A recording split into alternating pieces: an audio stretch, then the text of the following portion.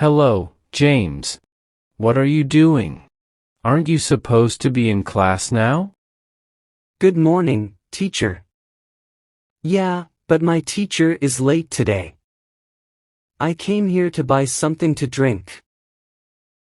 Oh, I see. Well, I also came here to buy something to eat. I'm on my break. Okay, teacher, now that we have a little time, I need you to help me with something. Please. Sure, I think we have some minutes. What can I do for you? James? Well, I didn't do well on my last exam. In fact, I got one of the lowest grades. I'm surprised. When you were my student, you were one of the best in the class. I'm good at speaking, listening, and writing, but I have some issues with grammar, teacher. Yeah, I remember you didn't do well in grammar. You used to make a lot of mistakes. Exactly. I'm still making many mistakes in grammar. Help me, please. No matter what type of work you do, good grammar is relevant for all organizations, and it can make a big difference in your career path. Believe me, I've heard managers complain about employees not knowing how to write a correct English sentence. That's why I will help you by telling you the most common grammar mistakes in English. First thing, apostrophes. Wrong, we need to get our sales numbers up. Correct, we need to get our sales numbers up. That's the correct way. This is an example of the all too frequent attack of the unnecessary apostrophe. People see an S at the end of a word and think, I need an apostrophe. Seriously, but often they shouldn't. You use an apostrophe in a contraction, for example, there is, there's to dare, or to show possession, for example, the manager's pet Bobby. You don't use apostrophes if the S is there simply to make a word plural. Remember that. Another common mistake I usually see is every day and every day. The wrong way is, he starts work every day at 8 a.m. The right way is, he starts work every day at 8 a.m. Every day, one word, no space, is an adjective. Yeah, that's correct. It is an adjective describing something that's very common, like an everyday occurrence. Every day, with the space, is an adverbial phrase that means each day. A quick test to tell which is right, if you can use a day of the week, say Monday, in the sentence, you should use every day. What I mean is, every day, one word, is an adjective meaning used, or seen daily or ordinary. One example is, the phone calls were an everyday occurrence. Every day, two words, is an adverb phrase, meaning daily or every weekday. For example, they go to the coffee shop every day. I hope you understand with these examples. Another common grammar mistake is I and me. That's very common. The wrong way is, the marketing manager told Riley and I to talk with her. The correct way would be, the marketing manager told Riley and me to talk with her. The general rule, use I when it's the subject of a verb. For example, I walked to the store.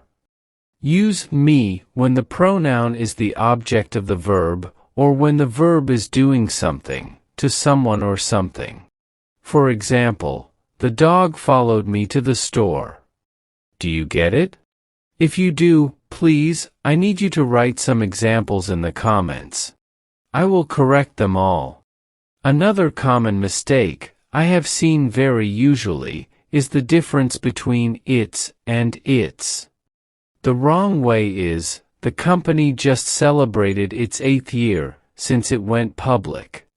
The correct way is, the company just celebrated its 8th year since it went public. I have seen a lot of people write it's when they want to show possession. Seriously. But that's the incorrect usage. The problem is we normally do use the apostrophe to show ownership, as I told you before. For it, we use it when you're writing a contraction of it is.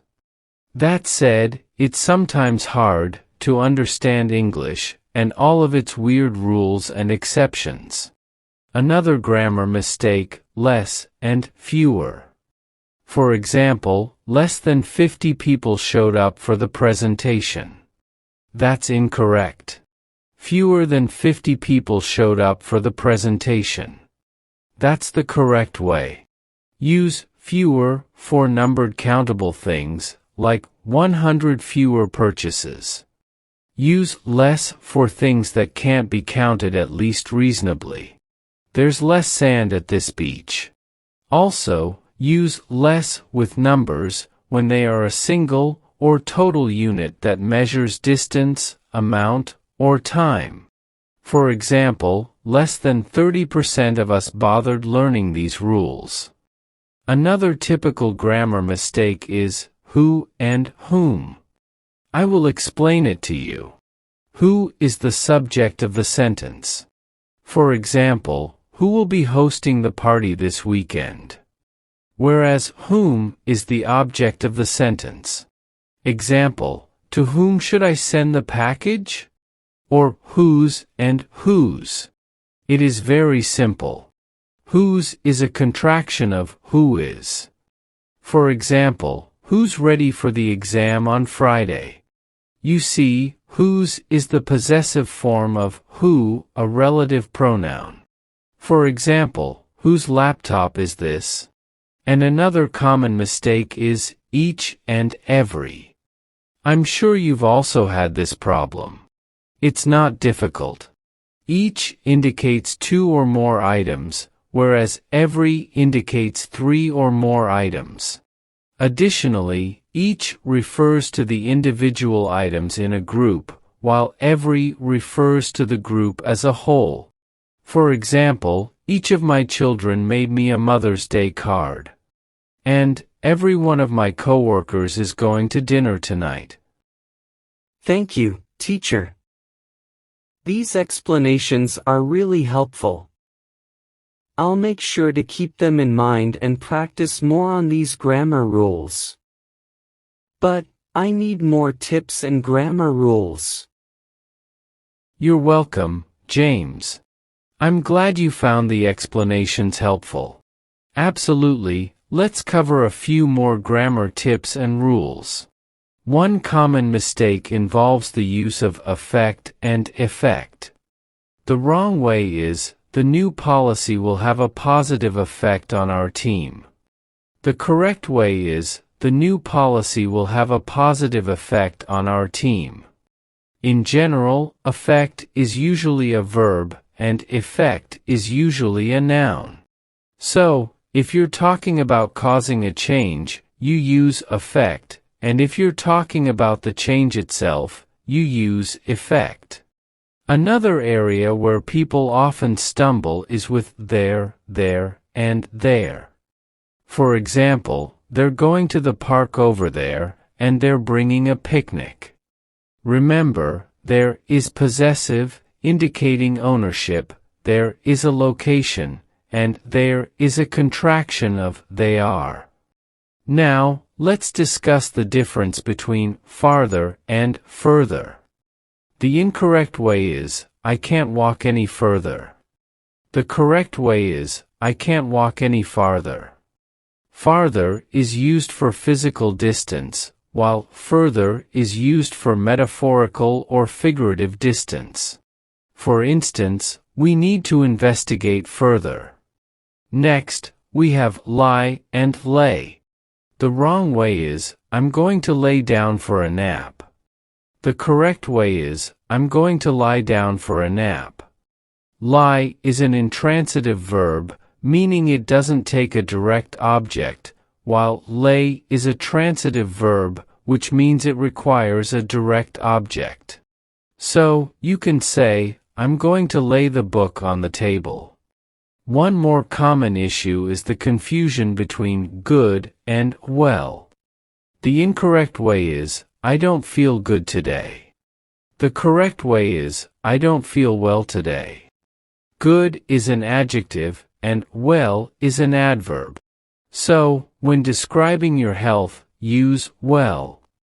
Lastly, let's touch on furthermore and moreover. People often use them interchangeably, but there's a subtle difference.